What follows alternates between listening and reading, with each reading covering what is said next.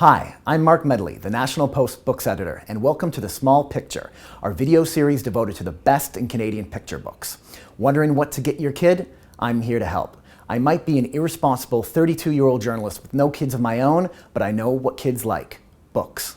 The first new book I want to talk about this week is Norman Speak, a new collaboration between the acclaimed Vancouver author Caroline Adderson and Toronto designer and illustrator Chin Lang. Norman Speak tells the story of a young boy who adopts a forlorn mutt from the local pound. When it comes time to train him, the boy discovers that Norman, as he's named his new best friend, isn't exactly the most perceptive student. They love him anyways. While the boy and his family conclude that Norman just isn't that smart, they soon realize there's a very good reason why Norman won't sit still. Whatever your age, if you've ever owned a mischievous dog, you'll immediately relate to the young boy's plight.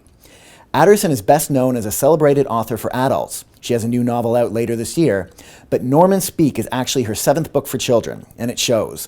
The book is at turns touching, funny, and thanks to a clever twist that I won't reveal here, educational. Adderson's simple, clear-headed prose is complemented by Lang's splendid illustrations, which capture just how much fun, not to mention how much work, it is to own a dog. Norman Speak is published by Groundwood Books and retails for $17.95. There's also an unexpected twist at the end of Ruth Ohe's new book, Shh, My Brother's Napping.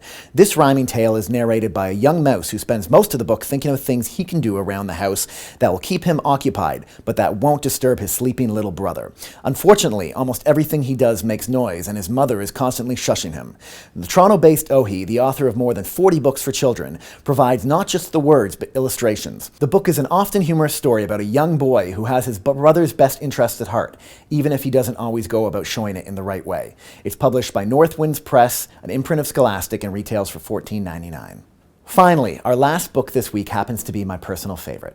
The Most Magnificent Thing is written and illustrated by British Columbia's own Ashley Spires, who you might remember as a creator of the delightful Larf, which, as a 32-year-old man with no kids, I had way too much fun reading. In Spires' latest book, a little girl with a penchant for building things decides, along with her feline helper, to construct the most magnificent thing she's ever built.